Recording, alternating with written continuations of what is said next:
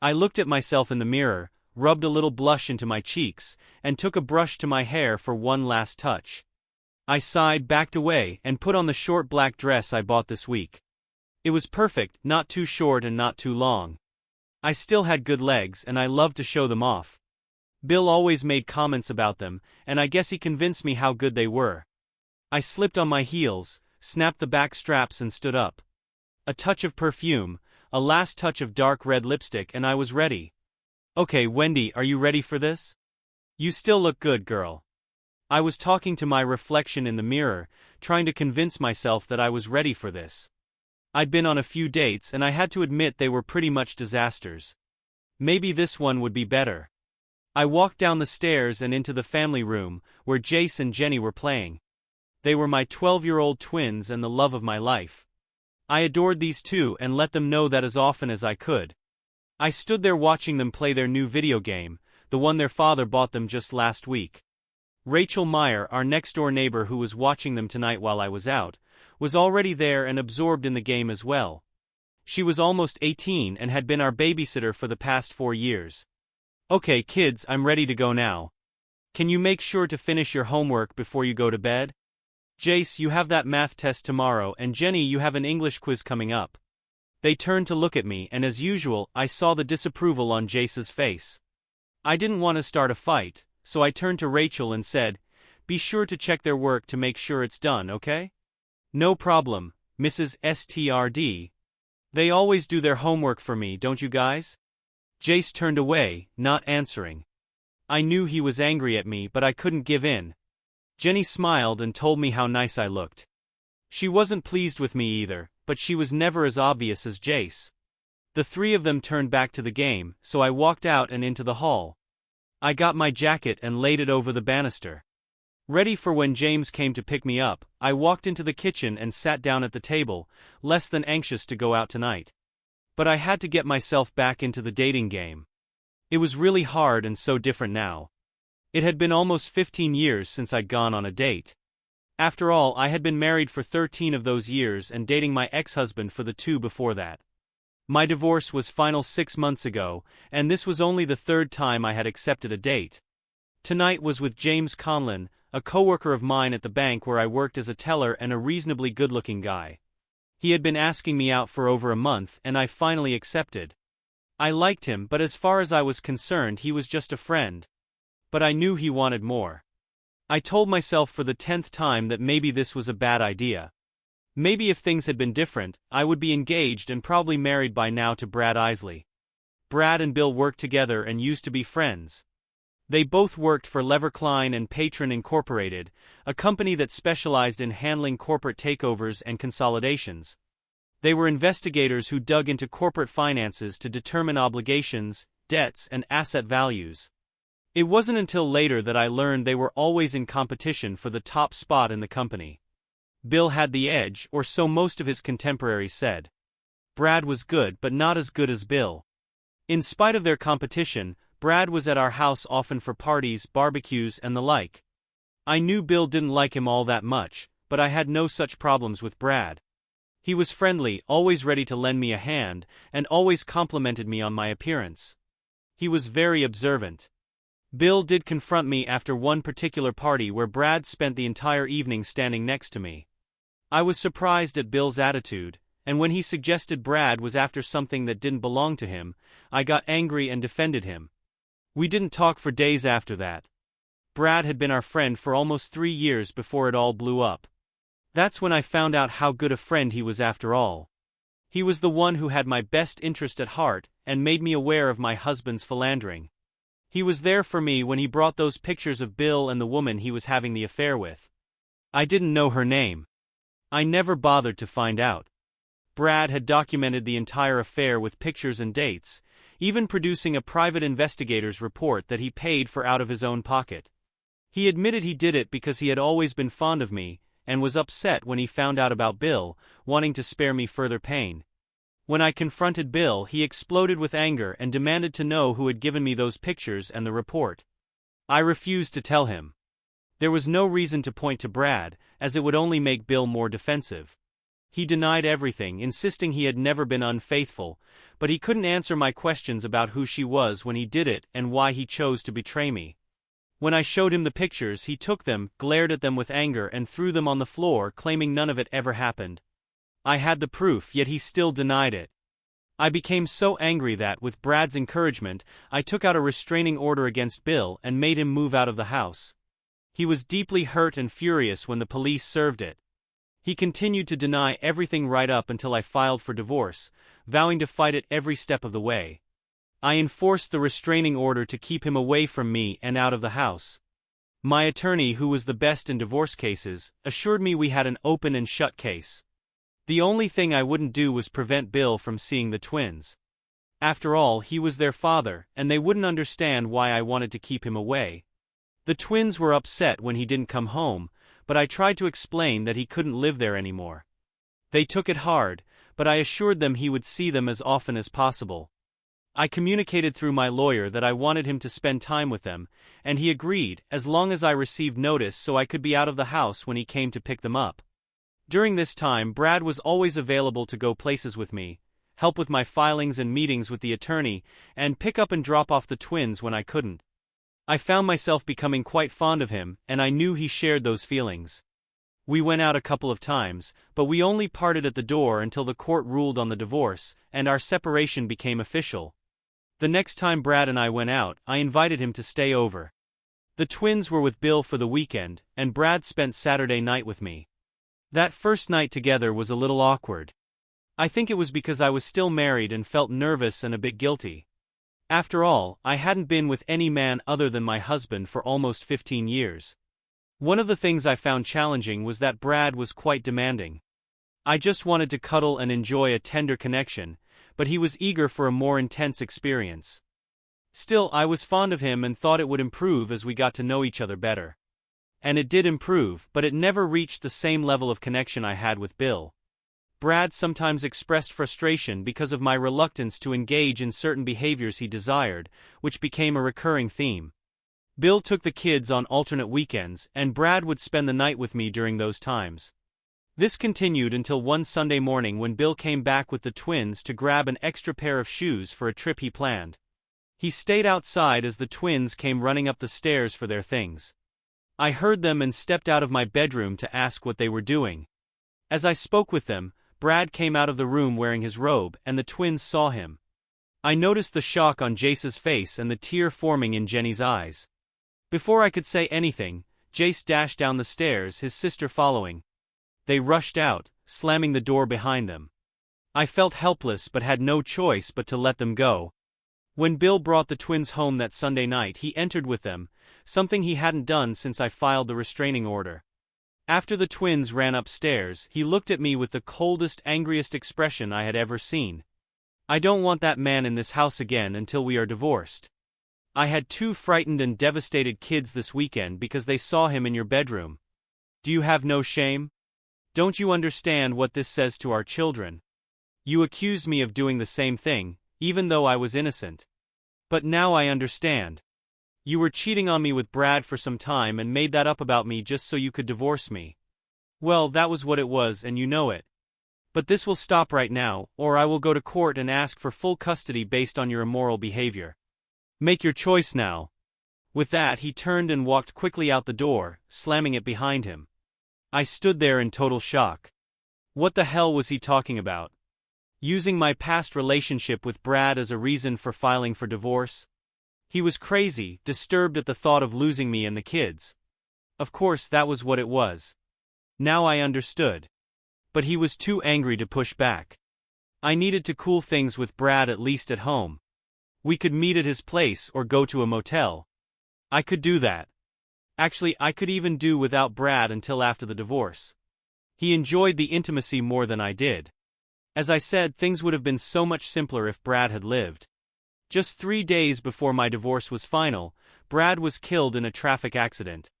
The cops told me it was a 2-vehicle crash, meaning Brad was in his car and there was another vehicle involved, but that driver was never found. The police said he probably lost control and crashed into a tree, dying instantly. I later wondered why he had been on that road at that time. He was supposed to be with me, helping me through my upcoming divorce. He had promised to be there. So why was he somewhere else? I was very sad when they notified me of his death. Sad. But strangely, that was all. I wasn't sure why they contacted me, but apparently he had something in his car that mentioned me. I had been fond of Brad and thought we might have had a future together, but I was surprised at my ability to get over him so quickly. Maybe he was just a good friend when I needed one and nothing more. Now I would never know for sure. The divorce was hard on me. The funeral was scheduled for the same day as my divorce, and Brad had planned to be there with me. Now I had no choice but to go alone. I was surprised at the lack of people there. I was one of only a few, most of whom I had never met. It was a simple and quick affair, just a few words and then it was over. Since I knew no one there, I left immediately and went on to the divorce. Bill was there with his attorney, sitting across from me, looking at the wall behind me. I could see he was still angry and I was still surprised. After what he did, why would he be angry at me? It made no sense, but he chose to agree to the divorce. When Brad threatened to share some pictures online, he told me Bill agreed rather than have those images exposed. Bill never told me anything about that meeting, so I had only Brad's word for it. When I took my seat, Bill finally looked at me, and I was shocked by the cold, angry look in his eyes. I wanted to say something that would make him see this was all his fault, but I couldn't think of anything more to say than what I had already said when I confronted him. He refused to admit his guilt then, so now would be no different. I shook my head and looked away, feeling uncomfortable under his gaze. Bill continued to stare at me until he quietly said, "Are you still convinced I cheated on you? You believe I could do something like that to you and our kids? I will say it one more time. I never cheated on you." I looked into those cold eyes and replied the only way I could. "I have proof and you still won't admit it. As long as you choose to lie to me and not admit what you did, we have no marriage." I had been very sure of myself with Brad's support, but seeing the look in Bill's eyes and hearing his voice shook my confidence. What if then we have no marriage? Bill looked away, and the anger on his face was so intense it scared me, but I was safe here in this room. In truth, I knew I was safe. Bill would never hit me. The man he was couldn't do that. The meeting went quickly, and the attorneys provided the final paperwork to sign. I was to keep the house, receive half of all assets, child support from Bill of $500 per month, and alimony of $50 per month since I was working and made enough to support myself. The alimony amount was a compromise. Bill wanted to refuse to pay anything, claiming I had fabricated documents to force the divorce. He claimed that Brad and I were lovers colluding to blame him for an affair that never happened. The judge denied his claim after reviewing the private investigator's report and some evidence I had. I still don't understand Bill's accusation that Brad and I were lovers. I never even dated Brad until after I filed for divorce, and I only became intimate with him once our separation was official.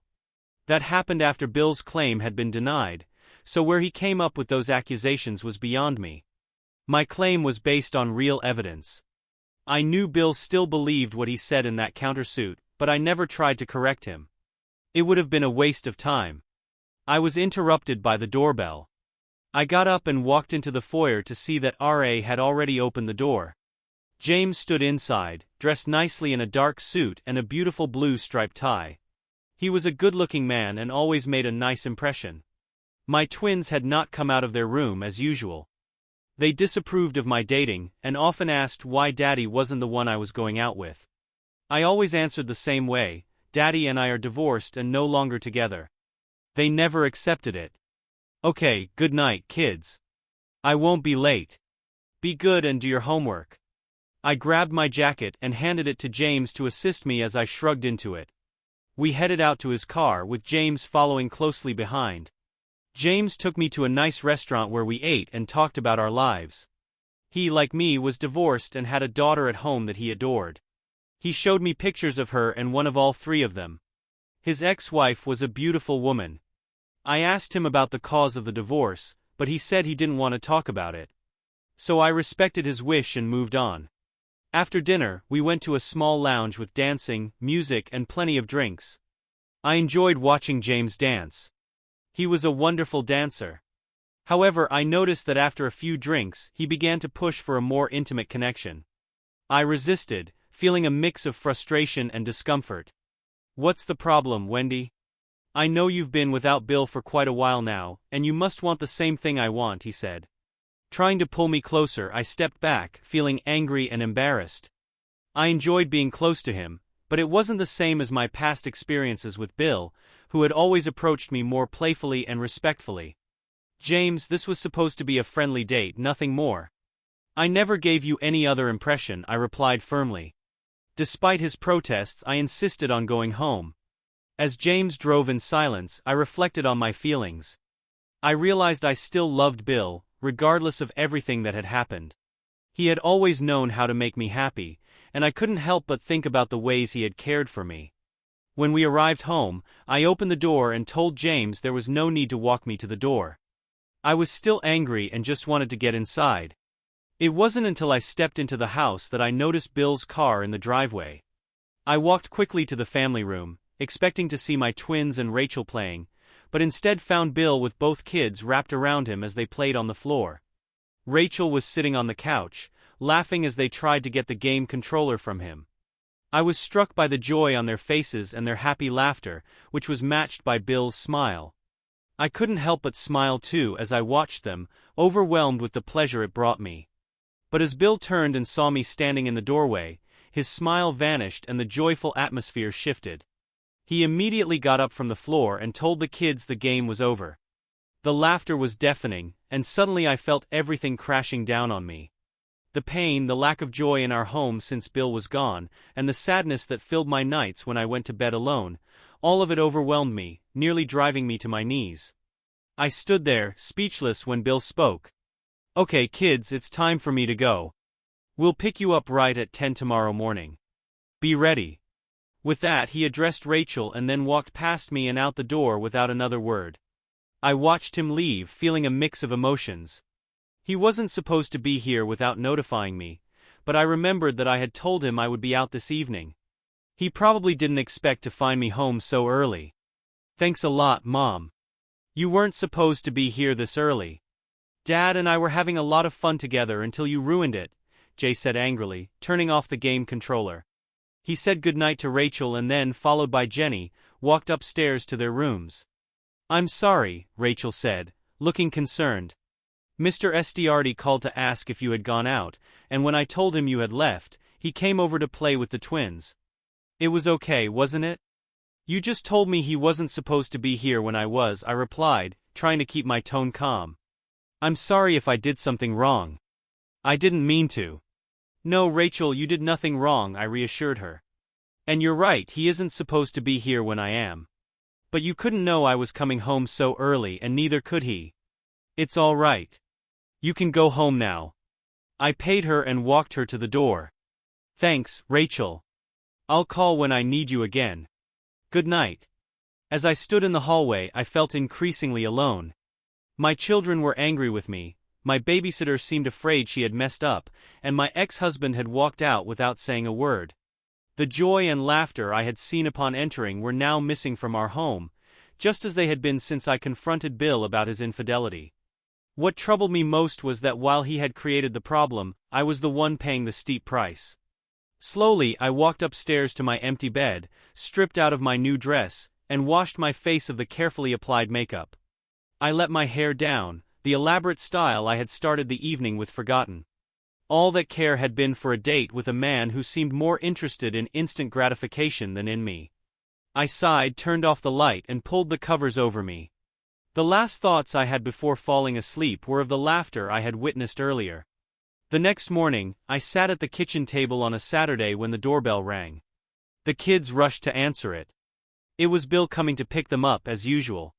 He would wait outside for them to grab their bags for the weekend. Normally, I remained in the kitchen during this transition, but today I felt the urge to see Bill. I wanted to see him relaxed and ready for 2 days with our twins. Without thinking of the consequences, I rose and walked into the foyer, opening the storm door to find him sitting on the steps.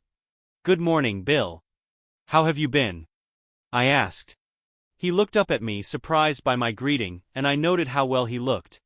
Unlike me, the divorce didn't seem to have bothered him much. He stood, turned away, and replied, I've been doing okay. Work's good. Business is up. So things are good. You? I'm okay too, I guess. I'm sorry about last night. I should have called to let Rachel know I was coming home early. It wasn't your fault or Rachel's, he said dismissively. I was just spending a little time with the kids since I was at loose ends. They'll be more careful in the future. Please, Bill. It wasn't a problem. You don't have to do anything differently. It was my mistake for going out first and then not calling, I said. But my words seemed unimportant as the twins burst out the door and ran to him. Bill was quickly swept away by their excitement. They climbed into the car, waving goodbye as they got in, looking so happy with him. Happier than they seemed with me. I wished I knew why I couldn't seem to create that joy anymore. I went back inside, dreading the weekend without my kids. They were my only source of happiness. What used to be enjoyable weekends with Bill, sleeping late and listening to the kids play, were now just empty days for me. If they weren't with Bill, they were busy with practices or other activities. This weekend was typical. With Bill gone, Brad gone, and Jazz and Jenny with their dad, it was just me. The day promised to be very empty. I spent the remainder of the day reflecting on my life. I was alone now, with only my kids to keep me company. I worked a job I didn't particularly like, slept alone, and dated only occasionally since most of the men I met were either married or not looking for anything serious.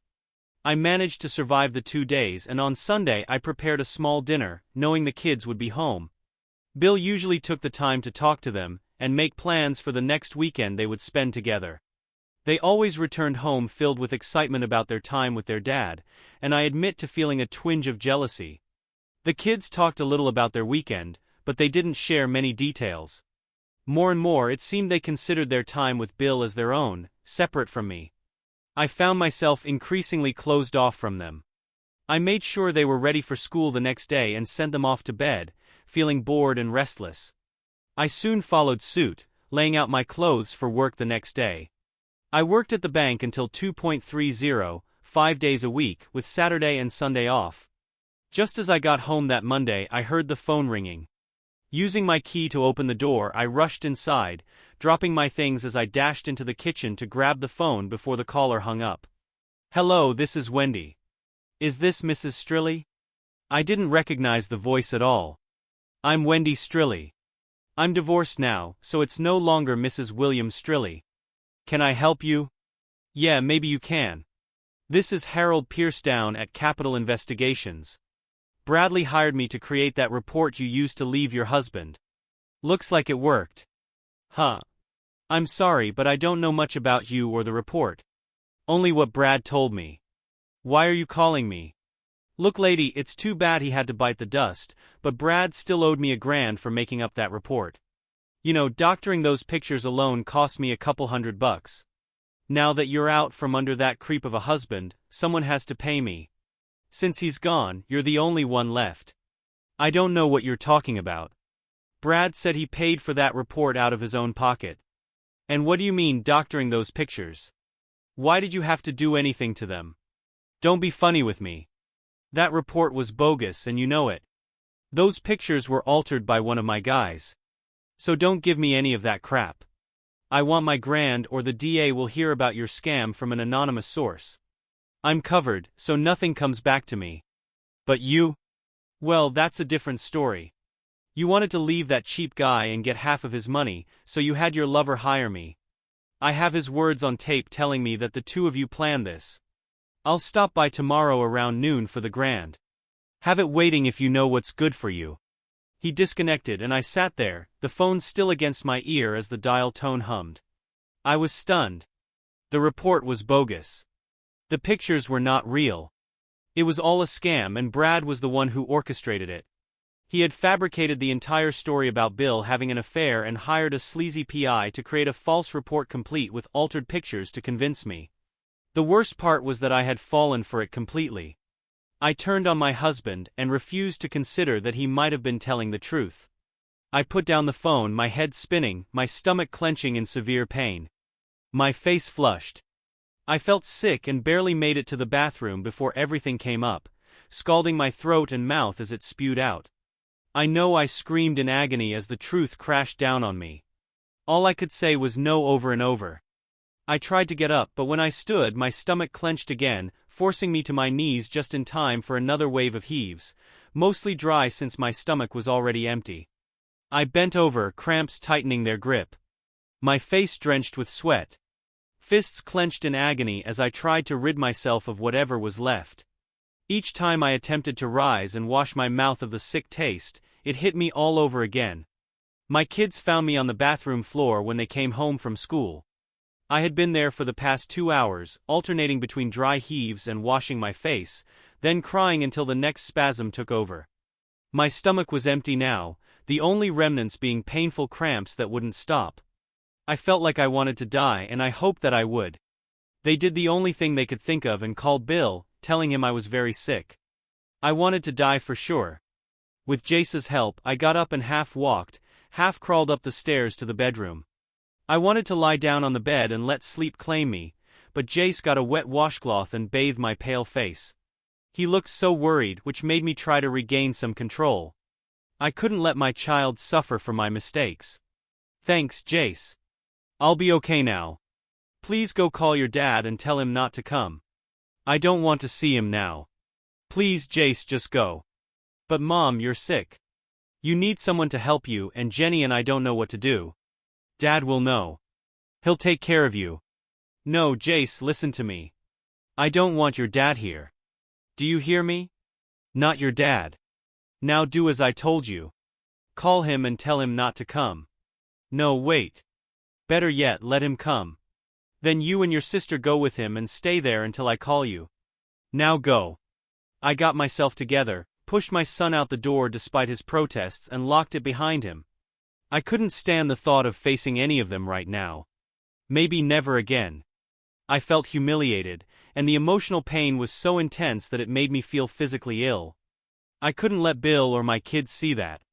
I sank down on the bed, my stomach settling for the moment, wiped the back of my hand across my mouth, tasting the sour remnants of nausea. I bowed my head, let the tears come, and cried. I couldn't stop myself. What I had done to my family by believing Brad's story about Bill's infidelity was clear now. I recognized it for what it was, a fabrication built on fake images and a false report about a woman who didn't even exist. I swallowed it all, despite having lived with my husband for almost 15 years. I had never thought to question the story Brad presented, or the warning Bill had given me about him so long ago. I just ignored that too. I believed everything he told me at the cost of my marriage and family. As I sat there, I heard voices coming from downstairs. I waited, praying they would all leave me alone. I couldn't stand to face anyone tonight, definitely not Bill. But then, Bill never wanted to look at me anyway. He hadn't for some time. And now that I knew the truth, I couldn't blame him. He must hate me, and I understood why he always looked at me with those accusing eyes. Pounding on the door. Wendy, let me in. Open the door. Wendy. It was Bill trying to get me to let him in. I couldn't. I just couldn't do that. I had to make him go away. I'm fine, Bill. Just take the kids and go. You can keep them for a few days. I'll call you tomorrow. Please just go away. Wendy, Jace said you were sick. He and Jenny said you were very sick. Let me in. You're scaring the kids now. Please let me in. I couldn't do that to my kids. I had to act. I sat up, wiped my face with the wet washcloth Jace had given me, and walked slowly to the door. If I could just make it through the next few minutes, Bill would take the twins and go, and I would be alone. Fine. Just a minute. I squared my shoulders, took a deep breath, brushed my hair back from my face, and opened the door. Okay, Bill. Are you satisfied now? I'm fine. Now please just take Jace and Jenny and go back to your place for a couple of days. I'll be fine if you just give me some space. Bill stood there, staring at me as if I were a complete stranger. I held his gaze for a few seconds before looking away, trying to find my children. They were standing at the bottom of the stairs, looking very small and frightened. I couldn't stand that, so I walked over to the top of the stairs. Honest kids, I'm fine. I must have caught a bug or something, and I just don't want you two to catch it from me. If you stay with your dad, you should be safe. I can take care of myself. So, are we okay? I waited until I saw them nod, then turned back to Bill and said softly, "Please Bill, just take them and go. I need to be alone right now. If you ever cared for me, please just do this for me." Bill looked at me and reached out to take my hand. "Wendy, you're in some kind of trouble. Let me help you. You're still the mother of my children. I don't care if you're upset, but you're scaring my kids." I looked into his eyes, saw that kernel of concern, and that was all.